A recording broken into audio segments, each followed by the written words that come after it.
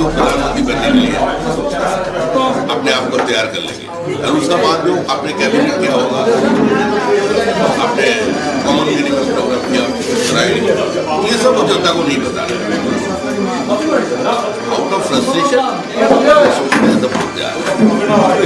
आज के दिन में मुख्यमंत्री का कोई भी वक्तव्य किसी प्रतिष्ठा जनता की। The Mamta Gharana has to end, says senior BJP lawmaker. BJP Rajya Sabha member Shamik Bhattacharya is always ready to take up the cudgels on behalf of his party when he says BJP will make TMC bite the dust this time.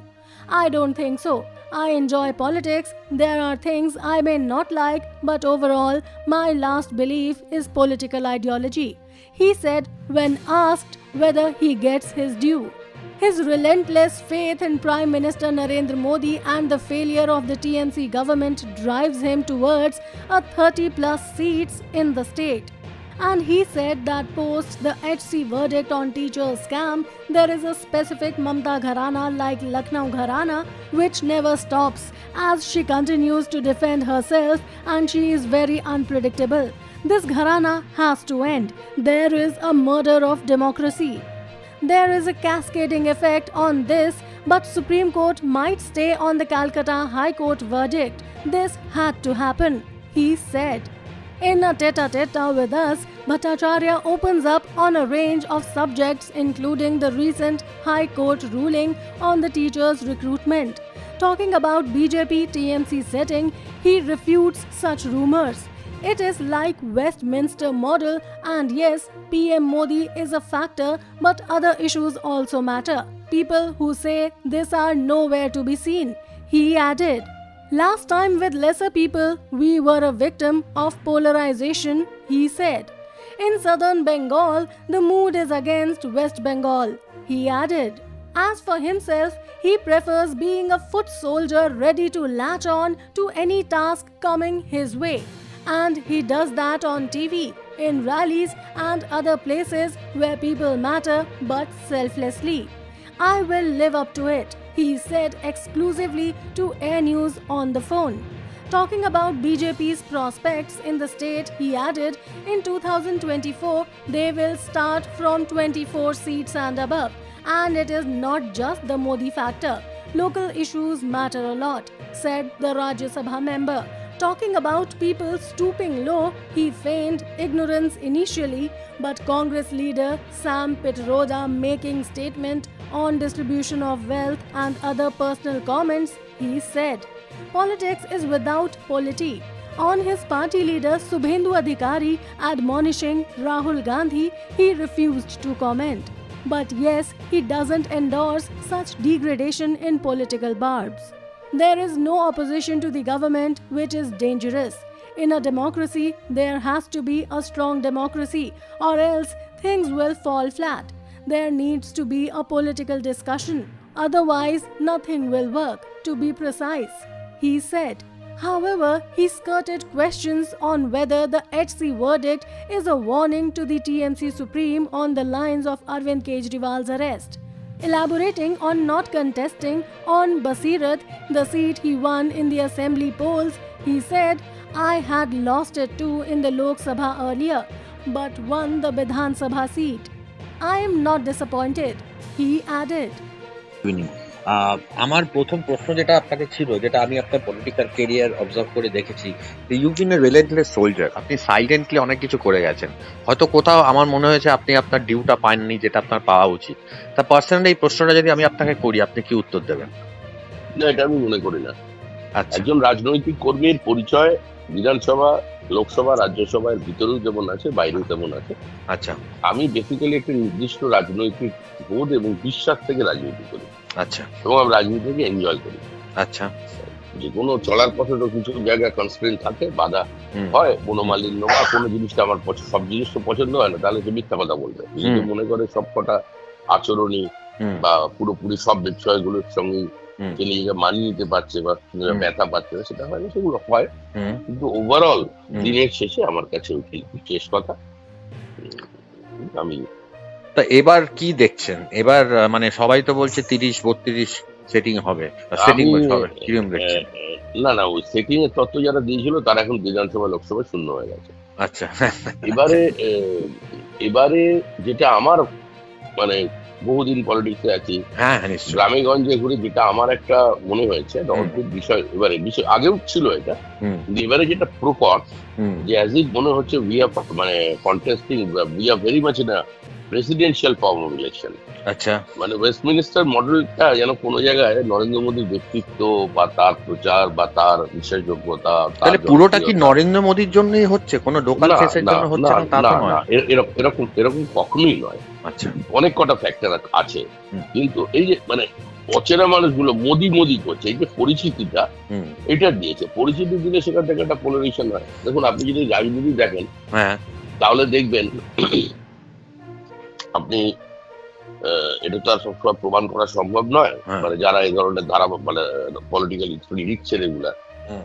তাহলে দেখা যাবে যে 1995 সালে, হুম 1996 সালে বা বিশেষ করে 1989, 91, 92, হুম মানে 96 পর্যন্ত বিজেপির যে কর্মী সংখ্যা ছিল হুম তার থেকে কম কর্মী নিয়ে কিন্তু আমরা 2019-এর নির্বাচন জিতে গেলাম 18টা। এক্স্যাক্টলি। কারণ হচ্ছে যে এবং তখন কমিটমেন্ট, মানে তখন সিপিএম এর অত্যাচার, তার মধ্যে বিজেপির যে পরিমাণ আমাদের কর্মী সংখ্যা ছিল বীরভূমে, হুম আজকে তো অন্য ক্ষেত্রে বেড়েছে, ভোটের আগে বাড়ে, নিশ্চয়ই। কিন্তু সেটা নিয়ে তো একটা মানে সেই কমিটমেন্ট, সেই ডেডিকেশন এবং সেই সংখ্যা দিয়ে একটা হুম। বিধানসভা জেতা যেত, কিন্তু আমরা ধারে কাছে আসতে পারিনি জয়। রাইট। তার কারণ হচ্ছে আমাদের একটা নির্দিষ্ট রাজনীতি ছিল, কিন্তু রাজ্যের রাজনীতিটা আমাদের সঙ্গে ছিল না। আচ্ছা, আমরা পোলারাইজেশনের ভিকটিম ছিলাম। তো সেটা আপনি সেই- স্বীকার করছেন? হ্যাঁ অবশ্যই আমাদের আচ্ছা। পোলারাইজেশন ছিল।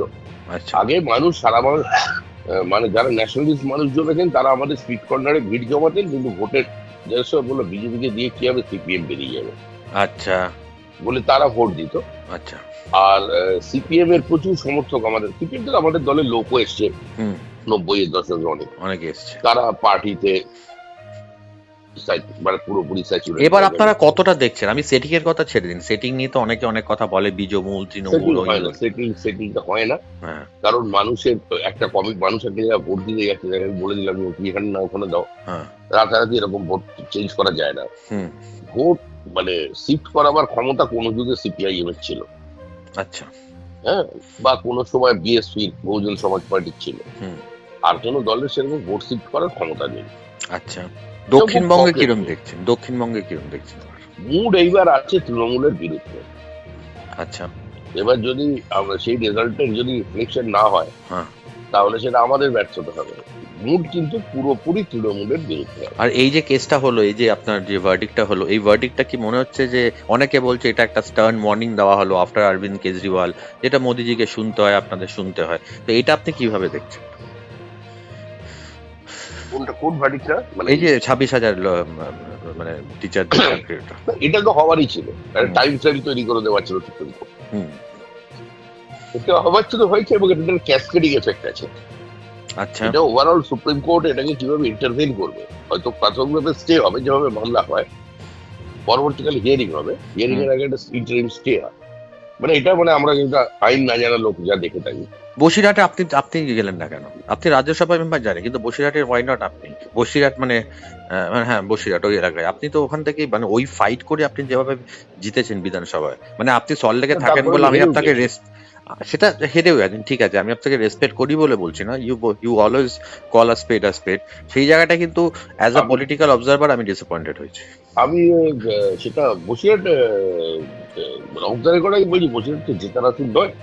হুম আর আমি যাবো কি না যাবো সেটা এটা রোটে গেছিলো, আমি দাঁড়াচ্ছি, এটা ঠিক ছিল না, হুম হুম হুম হুম এটা ঠিক ছিল না। আমি যেখানে বসিরহাটের জেতাটা একটু অস্বাভাবিক ছিল, হুম অস্বাভাবিক মানে বিধানসভা লড়াটা, কারণ আমি লড়তে নারায়ণবাবু মারা যান। হুম। কিন্তু আপনি জিতে এসেছেন ওই জায়গা থেকে, ওই হ্যাঁ, কিন্তু আমি ওখানে লোকসভা লড়েছিলাম প্রথমে ওখানে, হ্যাঁ হ্যাঁ আমি লোকসভা। লড়াকালীনই নারায়ণবাবু মারা যান। হ্যাঁ হ্যাঁ হ্যাঁ জানি, হ্যাঁ হ্যাঁ নিশ্চয়ই। পরে আমি ওখানে ওনার সিটে লড়ি, এবং তখন ওখানে এখনো আমার আছে, আমাকে প্রথম বসিরহাট থেকে হুম হুম রাজ্যসভায় আমি জেতার পরে আমাকে প্রথম নারায়ণবাবু স্মৃতি রক্ষা কমিটি সিপিএম এর লোকজন প্রথম বসিরহাট থেকে আমার বাড়িতে এসে আমাকে সম্মর্ধনা দিয়ে গেছে। আচ্ছা মিষ্টি খাইয়ে। আচ্ছা আচ্ছা আচ্ছা আচ্ছা আচ্ছা, আপকি বার 400 পার, এটাও একটা কথা হচ্ছে, এটা একটা প্রথম প্রশ্ন। দ্বিতীয় প্রশ্ন হচ্ছে এই যে পলিটিক্সে যে পার্সোনাল অ্যাটাক গুলো হচ্ছে, সে প্রাইম মিনিস্টার করুক কি কংগ্রেস করুক কি সিপিএম করুক, আপনি একজন শিক্ষিত লোক, আপনি রাজনীতি করেছেন, এই মঙ্গলসূত্র কার কটা বাচ্চা এই ধরনের আলোচনাগুলো কি আপনি মানে আমি জানি না এতটা, how can we stoop so লো? না, এইটা কে বলেছে লেটেস্ট? আমি কদিন বাইরে প্রচারে স্কিপ করে গেছি হয়তো। এটা হয়েছিল, এটা এটা ওই ওই শ্যাম পিত্রদা একজন আছেন ভদ্রলোক হ্যাঁ কংগ্রেসের, হ্যাঁ, সে মাঝে মধ্যে হঠাৎ হঠাৎ এমন সব কথা বলে ফেলে, বয়স হয়ে গেলে যা হয়। সে বলেছে যে শ্যাম পিত্রোদা একজন টেকনোক্র্যাট ছিলেন। হ্যাঁ টেকনোক্র্যাট, রাজীব গান্ধী খুব কাছের লোক ছিলেন, উনি বলে দিয়েছিলেন দেয়ার শুড বি মানে distribution of inheritance of wealth, মানে আপনি ধরুন আমি আপনার ছেলে, আপনি আমাকে 1 কোটি টাকা দিয়ে গেলেন, সেটার 55% আমাকে দিয়ে দিতে হবে গভর্নমেন্টকে। এবার সেটা নিয়ে মারাত্মক আলোচনা হয়েছে। ওইদিকে আবার নরেন্দ্র মোদী বলেছেন যে এরা সব সোনা টোনা মহিলাদের সব বেচে দেবে, সেখান থেকে প্রিয়াঙ্কা নিয়ে নেবে। আবার সেখানে প্রিয়াঙ্কা গান্ধী বলেছে যে আমার মা তো মঙ্গলসূত্র স্যাক্রিফাইস করেছে। প্লাস নীতিশ কুমার বলেছে যে কার কটা বাচ্চা, মানে একেবারে মানে কি বলবো, আমি ল্যাঙ্গুয়েজটা ইউজ করতে চাইছি না। আপনি তো এগুলো নিশ্চয় সাপোর্ট করেন না? না, আমি ব্যক্তিগতভাবে সাপোর্ট করি। আমার মনে হচ্ছে পলিটিক্স এটা মানে ইটস আ পলিটিক্স, মানে পলিটিক্স উইদাউট পলিটিক্যাল, এরকম একটা জিনিস তৈরি হয়ে যাচ্ছে। আচ্ছা কারণ আজকের যে রাজনীতিটা মূলত দাঁড়িয়েছে সেটার মানে আগে আমরা যখন রাজনীতি করতাম, মানে আমরা যখন করতাম মানে বয়স, করছেন আমরা আগে যখন রাজনীতি করতাম, করছে তো রাজনীতি মৃত্যুর দিন পর্যন্ত করতে চেষ্টা করে করতাম, কিন্তু যখন ছোটবেলায় আমাদের ছাত্র অবস্থায় আমরা যেটা দেখেছি, তখন যেহেতু এখানে একটা লেফট ওরিয়েন্টেশন ছিল, আমাদেরও সেটাকে কাউন্টার করতে হতো, আমাদেরও পড়াশোনা করতে হতো, খবর রাখতে হতো, বিভিন্ন গুরুগম্ভীর আলোচনা, বামের যেটা ছিল এই স্টালিন ট্রটস্কি কনফ্লিক্ট, অমুক তুসুক, এইসব হাবিজ, গ্রামে মানুষ শহরের চেয়ে এইসব ছিল তখন। তো সেগুলো কাউন্টার করবার জন্য আমাদের যে রাজনীতি, কালচারাল ন্যাশনালিজম, ইন্ডিয়ান হেরিটেজ, মানে এই ব্রিটিশ কলোনিয়াল হ্যাংওভার, কিন্তু কিন্তু এইদিকে শুভেন্দু অধিকারী রাহুল গান্ধীকে যে ওয়ার্ডটা ইউজ করেছে সেটা আমি করতে চাই না। আমি যাই হোক ওগুলো ছেড়ে দিই। আচ্ছা তাহলে আমার কথা হচ্ছে রাইট নাও এটা একটা ফেজ। এর ফেজের পরে যখন আমাদের দেশে 90-এর দশকে, যখন beginning of the end of the license quota permit raj, doctor Manmohan Singh এবং ডক্টর পিভি নরসিংহ রাওয়ের হাত ধরে দেশে কিন্তু চেঞ্জ এলো, নেহরুভিয়ান সোশ্যালিজম থেকে দেশ বাইরে আসছে, সে সময় আমাদেরও ধ্যান ধারণা কিছুটা বদলাচ্ছে, কিন্তু তখন একটা আলোচনা ছিল। পরবর্তী ফেজ ছিল pseudo secularism versus cultural nationalism, এটা একটা ফেজ গেছে। কিন্তু এখন দুর্ভাগ্য বিষয় হয়েছে যে এখন কোনো পলিটিক্যাল আলোচনা নেই। মূল কারণ হচ্ছে আমাদের ডেমোক্রেসির সব mother of the democracy, the biggest democracy in the world, আমাদের সবচেয়ে বড় প্রবলেম হচ্ছে এখন এই মুহূর্তে যে একটা মানে কোনো বিরোধী শক্তি নেই কার্যত। কংগ্রেস তো কোনো ঐক্যমত্যের পার্টি নয়, এটা ভালো নয়, এটা ডেমোক্রেসির জন্য ভালো নয়, আমি সেটা বলছি। আর একটা হচ্ছে যে কংগ্রেসের ব্যাপারটা কি, Congress face the time as it comes. Congress সবসময় গোল স্টেটমেন্ট করে, এবং কোনো ন্যাশনাল ইস্যুতে বা কোনো খুব মানে ইম্পর্টেন্ট ইস্যুতে কংগ্রেসের মধ্যে একটা মত পার্থক্য থাকে। কালকে লেফট ফ্রন্টের একজন সাপোর্টার বললেন যে ওরা নাকি 15টা সিট পাবে, আমি প্রায় হেসে ফেলেছিলাম। শাশ্বতী মন্ডল বলেছেন আমাকে, মানে আমার মোবাইলটা পড়ে যাচ্ছিল হাত থেকে, বলছে আমরা 15টা সিট পাবো।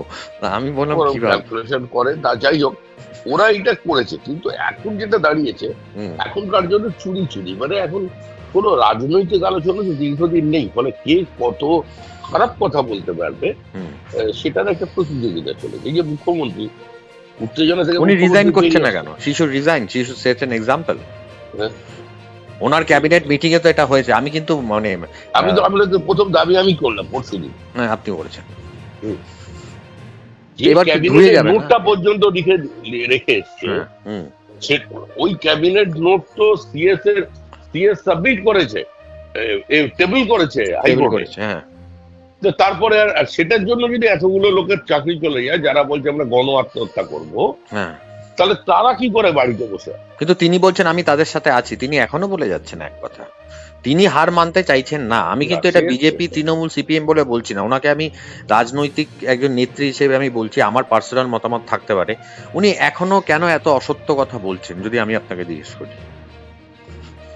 মমতা বন্দ্যোপাধ্যায় একটা নির্দিষ্ট ঘরানা, মমতা বন্দ্যোপাধ্যায়তেই আছেন। যেমন গানের লখনৌ ঘরানা এলাহাবাদী ঘরানা হয়, হুম, মমতা বন্দ্যোপাধ্যায়ের একটা নির্দিষ্ট ঘরানা আছে এবং সেই ঘরানাতে উনি সম্পৃক্ত এবং সেটা ওনারই। ফলে উনি কি করতে পারেন বাকি করতে পারেন না, এইটা অন্য কারোর পক্ষে প্রেডিক্ট করা সম্ভব না। আচ্ছা আচ্ছা আচ্ছা। তার মানে এবার আমি হিসেব করে বলতে পারি 25 থেকে 30 আপনারা এক্সপেক্ট করছেন ওয়েস্ট বেঙ্গলে। আমি একটা গতানুগতিক স্টেটমেন্ট করে যাচ্ছি, আমি আপনাকেও সেটাই বলবো। আহ, যেহেতু পার্টির আমি একটা নির্দিষ্ট দায়িত্বে আছি, হুম, যে 2024-এ বিজেপির প্রাপ্ত আসনের সংখ্যা 24-এর পর থেকে গোনা শুরু হবে। তার চেয়ে বড় কথা হয় না।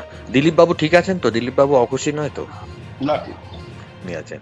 আচ্ছা, অনেক ধন্যবাদ শ্রমিক বাবু। This is Diganta Guha from AIRR news talking to a very senior BJP spokesperson and a Rajya Sabha member Shamik Bhattacharya, and he's made it amply clear that the BJP is on a high. Thank you, Shamik Babu, once again, and I'll get back to you. Thank you so much, Dada. Thank you so much. Thank you.